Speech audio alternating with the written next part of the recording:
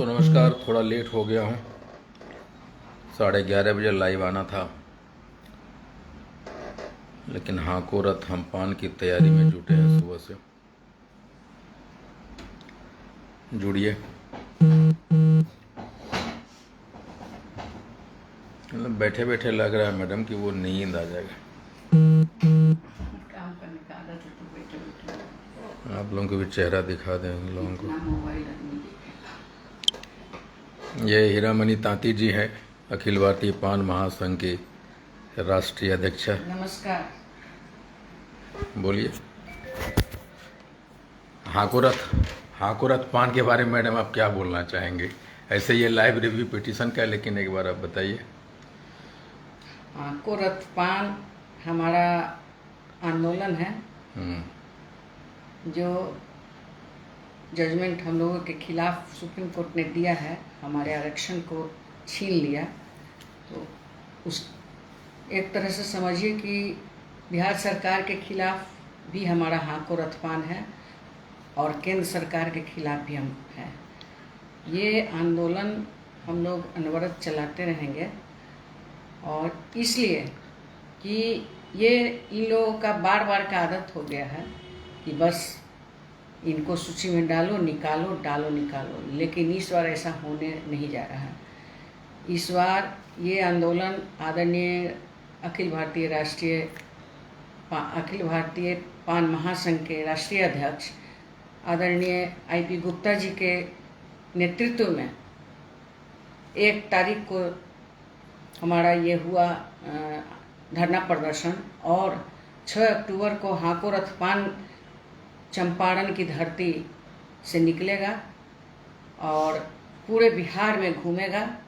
एक जन सैलाब उमड़ेगा रथ के साथ साथ, और इसी रथ के माध्यम से सरकार भी सचेत हो जाएगी और सरकार को भी लगेगा कि नहीं, इन्हें इनका अधिकार वापस देना चाहिए। Thank you.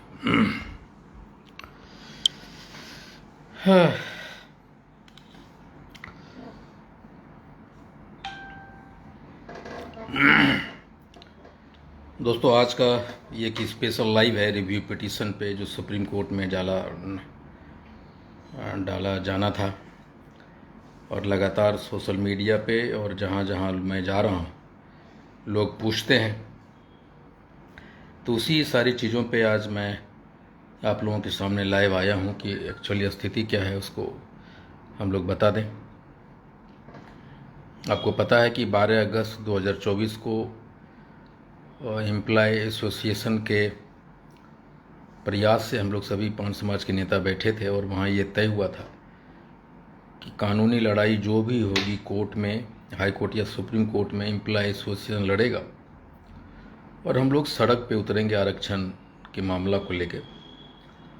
और वे लोग लगातार रिव्यू पिटीशन के लिए प्रयासरत रहे, और उसमें AOR बदलने की बात थी, और 12 तारीख को, और इसी बीच में एम्प्लॉय एसोसिएशन ने हाई कोर्ट में भी एक केस किया था BPSC TRE 3 जो भी आयोग उसके खिलाफ में है। और आपको पता है कि वो जज ने नाराज़ होते हुए ये कहा था कि आप इस एप्लीकेशन को, इस केस को वापस लीजिए, अदरवाइज हम आपके ऊपर फाइन करेंगे। और एडवोकेट ने वो केस वापस ले लिया था।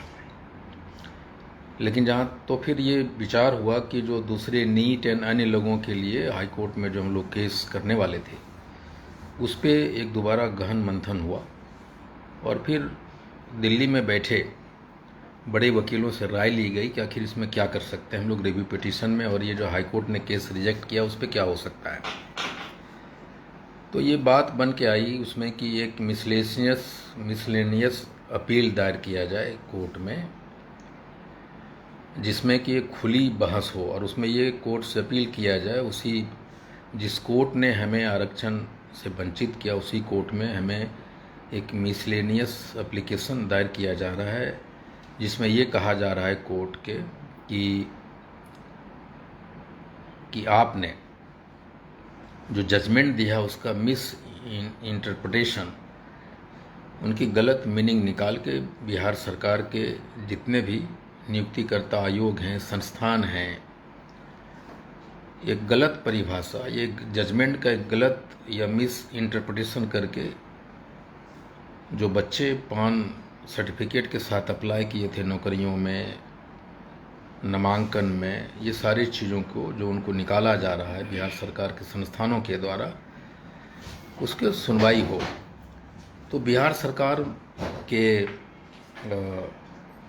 उस डिसीजन के खिलाफ में या उनके कोर्ट के रवैये के खिलाफ में एम्प्लॉय एसोसिएशन एक अपील दायर कर रही है, मिसलेनियस अपील, उन छात्रों को लेकर, जिसमें ये कहा जा रहा है, या फिर जो जनप्रतिनिधि हैं उनको भी लेकर कि आपने कोर्ट में ऐसा, अपने जजमेंट में ऐसा कुछ भी नहीं कहा है, लेकिन उसकी गलत अवधारणा के साथ सरकार ये काम कर रही है। तो एक अपील हो रही है जिसकी खुली बहस होनी है।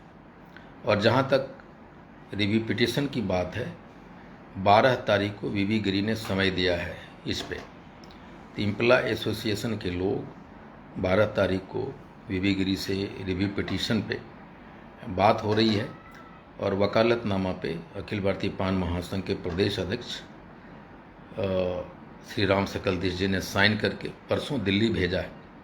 और रिव्यू पिटीशन को देख रेख के लिए, उसकी गतिविधि पे नज़र रखने के लिए बिहार शरीफ के जिला अध्यक्ष श्री शशि भूषण तांती जी को अधिकृत किया गया। अगर आपको कोई भी जानकारी इस संबंध में लेनी हो तो आप शशि भूषण तांती जी को कॉल कर सकते हैं और उनसे जानकारी ले सकते हैं। लेकिन लगातार मैं देख रहा हूँ कि सोशल मीडिया पे एक, हाँ बेटा, हाँ बेटा,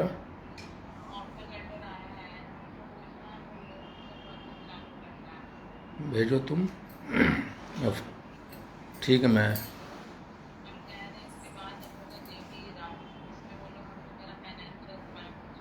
अच्छा ठीक, ठीक है,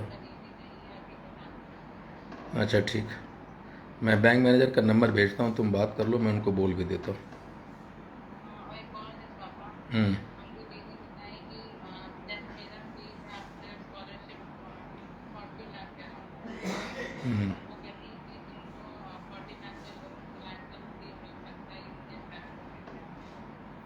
हमें उसकी आवश्यकता नहीं है बेटा, हम बात करेंगे तुमसे, तुम बात तो करो, बैंक मैनेजर से मैं नंबर दे रहा हूँ, ठीक है।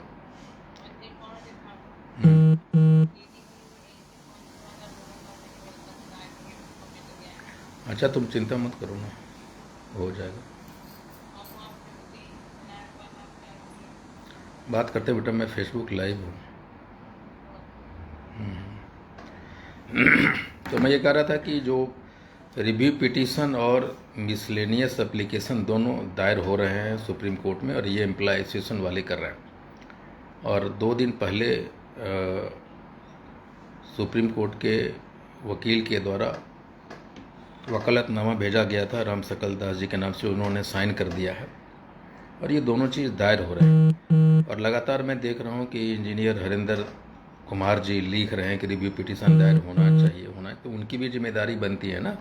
जिन जिन लोगों का वो नाम लिखते हैं कि ये पिटिशनर हैं, तो किसी एक को साथ ले जाएं और वहाँ दायर करवा दें। उनको कौन रोक के रखा है? खाली लिखने से होता है क्या? वो परवीन जी को ले सकते हैं, हमको ले सकते थे, कहते कि चलिए मैं खर्चा देता हूँ, दायर कर दीजिए। राजीव जी से बात कर सकते थे, कुशलदा जी से बात करते थे। खाली लिखते रहते हैं आप। आपको आगे बढ़ के करना चाहिए ना। हमसे वकालतनामा साइन करवाइए, हम भी उसमें हैं, और जाइए दायर कीजिए। कौन रोका है आपको? आप कभी राजीव जी से इस संबंध में बात किए हैं? क्या परवीन जी से बात किए हैं? हमसे किए हैं? या कुशल बाबू से बात किए हैं? राम सकल जी से बात किए हैं? खाली लिखते रहते हैं बैठ के आप। अरे भाई, हमसे साइन करवाइए वकालतनामा, और आप जाइए इसको दायर करवाइए। उसमें रखा क्या है? आप क्यों नहीं करते हैं भाई? खाली लिखते हैं रात के 2 बजे 1:30 बजे। तो आप साइन करवाइए हमसे वकालतनामा। आपका साइन करने के लिए 5 रिव्यू पिटीशन दायर हो सकता है ना। एम्प्लॉय एसोसिएशन दायर कर रहा है, उसमें राम सकल जी पिटिशनर है। मैं आपका पिटिशनर बनने के लिए तैयार हूँ। तो आप मुझसे साइन करवाइए और ले जाइए, दायर कीजिए। आपको रोका किसने है? खाली लिखते रहते हैं होना चाहिए, होना चाहिए। स्थिति यही है दोस्तों कि हम लोग एक बार आपको पुनः जो लेट से जुड़े हैं कि ये 12 अगस्त के बाद ये हो जाना था, लेकिन जब ये लगातार बीपीएससी, TRE-3, एग्रीकल्चर, सिपाही भर्ती, नीट, तकनीकी आयोग, ये सारे लोगों ने जब हमारे बच्चों के से डिक्लेरेशन फॉर्म मांग के इनको जब छांटना चालू किया, इनके नामांकन को, इन नौकरियों में ज्वाइनिंग लेना बंद किया, तो हाई कोर्ट का एक मामला आया। हाई कोर्ट में केस हुआ और हाई कोर्ट में आपको पता है कि वो विड्रॉ करना पड़ा। और जो दूसरा केस होने वाला था नीट और तकनीकी आयोग वाला, जो मैं करने जा रहा था, तो फिर वकील ने कहा कि एक तरफ अगर वो रिजेक्ट हो गया या हम लोगों ने विड्रॉ किया है तो ये भी संभावना है कि वो डिसमिस करेंगे। तो फिर हम लोगों ने दिल्ली बात की और वहाँ के वकील ने सुझाया कि नॉर्मली ये सुप्रीम कोर्ट का जो आदेश है उसके वहाँ की सरकार मिस इंटरप्रेट कर रही है, उस जजमेंट का मिस इंटरप्रिटेशन कर रहा है। और ये चूँकि वही लोग बैठे हैं नियुक्तिकर्ता जो हमें हमारे खिलाफ में लड़े थे, तो फिर उसका क्या हो सकता था। तो ये कहा कि भाई हमने अपने वकील से कहा कि उसमें हमारे जो नोटिफिकेशन था उसमें सिर्फ एक शब्द था, समायोजन, उसके वजह से सुप्रीम कोर्ट ने हमें रिजेक्ट किया या नोटिफिकेशन रद्द किया। तो उस सुप्रीम कोर्ट के जजमेंट में ऐसा कुछ भी नहीं लिखा है जिससे हमारे बच्चे जो अनुसूचित जाति प्रमाण पत्र के आधार पे एप्लीकेशन दिया था या उनकी मार्किंग उसको रद्द किया जाए। तो उन्होंने कहा ना, ये बिल्कुल जायज़ बात है आपका, और इस पर हम उसी कोर्ट में दोबारा अपील कर सकते हैं जिसका नाम होता है मिसलेनियस अपील। उसमें हम ये कहते हैं, ये उसकी ओपन सुनवाई होनी होती है और उसमें उन्होंने हम ये कह सकते हैं जज को कि भाई आपने जो जजमेंट दिया है उसमें ये कहीं नहीं लिखा है कि जो अप्लाई किया है जो मौलिक अधिकार उसका हनन हो, और उसकी बहस हो सकती है सुप्रीम कोर्ट में। तो एक तो वो हो रहा है जो नौकरी वाले बच्चे हैं जो एप्लीकेशन के हैं वो। दूसरा, ये देरी इसलिए भी हो रहा था पिटिशनर रिव्यू पिटिशन फाइल करने में कि कुछ लड़के थे जो नौकरी वाले थे वो लगातार राम सकल जी को कॉल कर रहे थे कि भाई इसमें रिव्यू पिटिशन अगर दायर करते हैं तो हमें नौकरियां छीन जाएगी, तो उसका जिम्मेदार कौन होगा। उसमें 3 लड़के हैं जो इस तरह की बातें कर रहा था। कोई सुधांशु है दिल्ली में, कोई अमित कुमार है, कोई सुधीर है। ये 3 ऐसे लड़के थे जो लगातार राम सकल जी को फ़ोन करके, उसमें सुधांशु से मेरी बात हुई, उन्होंने कहा कि रिव्यू पिटिशन दायर नहीं होना चाहिए आपके ऊपर। कुछ ऐसे भी लोग थे कि कहा कि भाई कोर्ट फाइन कर देगा आप जाइएगा, तो उससे राम सकल जी डर भी रहे थे क्या होगा कि हमें बदनाम ना हो जाए। तो हमने फाइनली बात किया कि भाई अगर जो भी फाइन सुप्रीम कोर्ट करेगी, अगर मान लीजिए चाहे जो भी फाइन करे वो बहन आईपी गुप्ता अपने पॉकेट से करेगा, आप डरिए नहीं। तो फाइनली ये डिसीजन हुआ कि MA मिसलेनियस एप्लीकेशन और रिव्यू पिटिशन दोनों दायर हो रहा है। 12 तारीख को ये जो एम्प्लॉय एसोसिएशन के कार्यकारी अध्यक्ष हैं सुनील जी या सुशील जी क्या नाम है उनका, उनसे शशि भूषण जी की बात हुई है। वो 12 तारीख के बीवी गिरी मिल रहे हैं और उसका ड्राफ्ट रेडी है और वो दायर होगा और मिसलेनियस एप्लीकेशन भी दायर हो रहा है। अगर इसमें से कोई भी जानकारी किसी को लेना हो तो मैं इस पर नंबर छोड़ दूंगा शशि भूषण तांती जी का, वो सारे अपडेट आपको करते रहेंगे। और मैं हाकोरत हमपान में बिजी हैं, लेकिन जो भी लोग रिव्यू पिटिशन की बात करते हैं या डालने की बात करते हैं उनको स्वयं आगे बढ़ के, मैं किसी का भी पिटिशनर बनने के लिए तैयार हूँ। जो रिव्यू पिटिशन में जाना चाहते हैं वो जा ही रहे हैं, एम्प्लॉय एसोसिएशन वाला जा रहा है। अगर इंजीनियर हरिंदर जी जाना चाहते हैं, रिव्यू पिटिशन साइन करना चाहते हैं, तो मैं उनका पिटिशनर बनने के लिए तैयार हूँ। वो सारे कागजात तैयार करें और हमसे साइन करवा लें, मैं उनका पिटिशन बनने के लिए तैयार हूँ, जाएं। और दूसरा एक भ्रम ये भी फैला रहा है लोग कि 30 दिन 90 दिन के अंदर में होना है। भाई ये नेचुरल प्रोसेस है, ये 30 दिन क्या 90 दिन क्या 40 दिन 4 साल के बाद भी हम रिव्यू पिटिशन दायर करते हैं, उसमें सिर्फ एक परमिशन लेना होता है। और जो भी ये सारी चूँकि तकनीकी मामला है, सीरियस मामला है, तो इसको हमें सोच समझ के इन सारी चीज़ों को करना होता है। ये बोलने वाले लिखने वाले खाली धकाधक लिखते रहते हैं, जिम्मेदारी के नाम पे भागते हैं। मैं खासकर हरिंदर जी से अपील करता हूँ कि आप अगर रिव्यू पिटिशन दायर करना चाहते हैं और ये भ्रम मत फैलाइए कि 30 दिन 90 दिन, हम 3 साल 4 साल के बाद भी दायर कर सकते हैं। मैं आपका रिव्यू पिटिशन, मैं पिटिशनर आपका बनने के लिए तैयार हूँ। आप हमसे वकालतनामा साइन करवाइए और सुप्रीम कोर्ट जाइए, वकील हायर कीजिए, रिव्यू पिटिशन दायर कीजिए। उसमें ज़्यादा खर्चा नहीं है, 70-80 हज़ार में ये हो जाएगा। आप चाहेंगे तो 30 हज़ार में हो जाएगा। मैं आपका पिटिशनर बनने के लिए तैयार हूँ। वकालतनामा आप जहाँ कहिएगा वहाँ साइन कर दूँ। कृपया आगे बढ़िए, मुझसे वकालतनामा पे साइन करवाइए और सुप्रीम कोर्ट जाइए।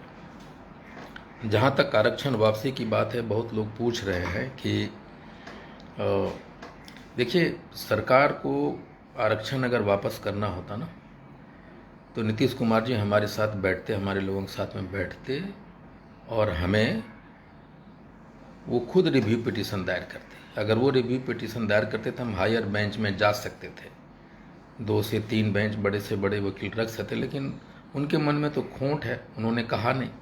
और जहाँ तक ये लोग कहते हैं कि इस कानूनी प्रक्रिया से यहाँ से वहाँ जाना चाहिए था, भाई 9-10 साल में हमने खुद और हमारे लोगों ने भी बहुत तरीके से डिलीशन के लिए नित्यानंद राय जी से, भाजपा के सरकार से, विभिन्न मंत्रालयों से पत्राचार करते करते भी